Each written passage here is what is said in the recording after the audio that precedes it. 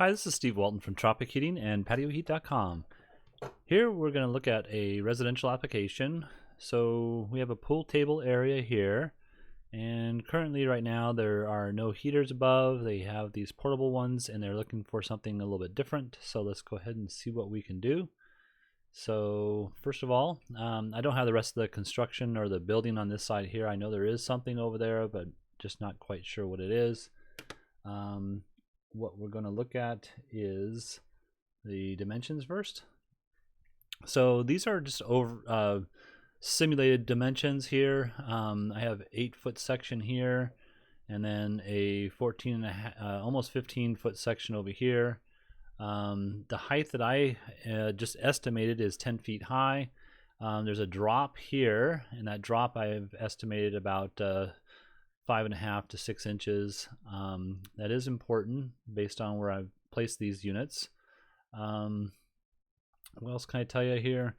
Overall dimensions of this width is 18 feet 3, 18 feet 4 inches, and we have another section over here of 16 feet, I believe is what this is. So yeah, 16 feet overhang here. Anything else? I think that's about it for right now. And all right, so let's go ahead and turn this off.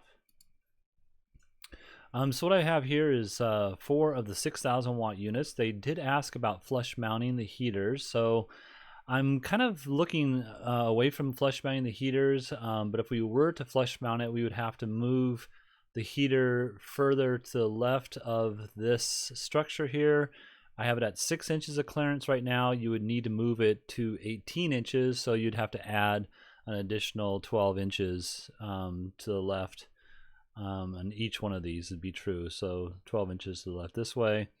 But the reason I did not flush mount it is basically because this construction here is probably a structural construction up above, I'm guessing. And I'm only giving it 12 inches up here, and then additional, like I said, 6 inches depth here roughly. But with that being an existing structure, there's going to be either joists going this direction most likely, or possibly this lengthwise here. And to change that, you'd have to redo this whole construction or the whole structure itself to make it structurally viable, to allow heaters to be mounted inside there at both of these different orientations. So this being one and then this being the other orientation. So to match them all up, you'd have to do something different in there. So in any case, let's go ahead and look at the, and so yeah, we have a 6-inch clearance away from the edge.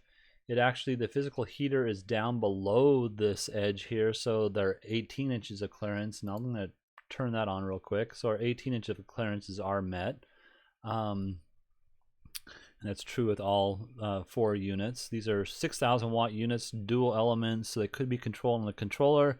And at this mounting height, I think it's going to end up being just a little bit over 9 feet off the ground. This is the appropriate heater, 6,000 watt for that application. Clearance above, just so you can see, we're meeting that clearance on the edge. And so that's fine.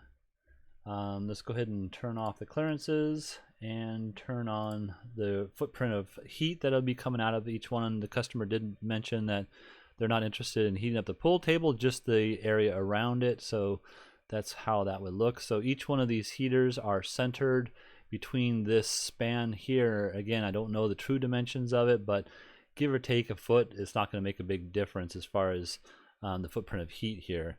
And so that's true over there, and then over here again centered in between this whole span here, and that'll give you a pretty good footprint of heat. Depending on how this this pool table is, I'm just got a model here, so I'm not quite sure the exact dimensions of the pool table, but this should be adequate for casual, standing around the pool table, playing, etc. And you could even put some chairs over here, let's say, and relax over there. They did say that they use this as a seating type of wall, so if that was more critical, then you might want to move the heater further to the right. And also this one here, you can see I'm not heating up the whole entire space here. So if that's the crucial area, you might just move this over to the right and this one a little bit to the right as well, and you'll get better coverage. You can center it over this space as opposed to the space I have up here. So, and then if it's not necessary for these two heaters out here, obviously you can just delete those as well. So, but in any case, that's what I have for you on this one. If you're looking for some assistance with your outdoor heating application, feel free to send us an email to support@patioheat.com. And also, if this has helped you, a thumbs up really helps us, so I appreciate that. And I thank you very much, and you have a great day.